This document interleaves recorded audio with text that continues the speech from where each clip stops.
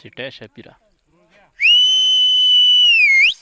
شللیا ځوانان نه منې کېږي، نن بیا د چکې ویږي راخسي او دوه ځوانان اوبو پسې واستولو، دا صرف ګزارونه ولی خونه دې آباده شه، ویر شه ورپسې اوبه نه رړي.